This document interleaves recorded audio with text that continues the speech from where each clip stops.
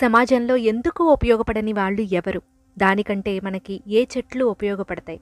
తెలుసుకోవాలనుకుంటే watch the video till the end. ముష్టి వేప చెట్టు మొదలంట ప్రజలకు బరగ మూలికలకు పనికివచ్చు. నిర్దయాత్మకుండు నీచుడు ఎందులకవును విశ్వదాభిరామ వినురవే. మనం కేవలం నీడనివ్వటానికే ఉపయోగపడుతుంది అనుకునే వేప చెట్టు కూడా అలాగే ముష్టి చెట్టు అంటే ముషిని చెట్టు అని అంటారు. ఇది కూడా మూలికలకు పనికి వస్తుంది. కానీ నిర్దయుడు దయలేనటువంటి వాడు మాత్రం సమాజంలో ఎందుకు ఉపయోగపడడు. ఇలాంటి వాటికంటే చేదు గుణాలు కలిగినటువంటి ఈ వేప చెట్టు ఈ ముషిని చెట్టే నయం, ఇవి మూలికలకైనా పనికి వస్తాయి అని చెప్పి ఇక్కడ వేమన గారు తెలియజేస్తున్నారు కదా.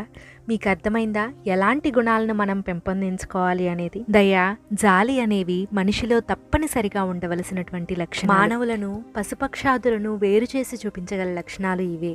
మనిషిని మానవత్వం వైపు తద్వారా దైవత్వం వైపు కూడా నడిపించగల సమర్థత ఉన్న లక్షణాలు. That's all for today.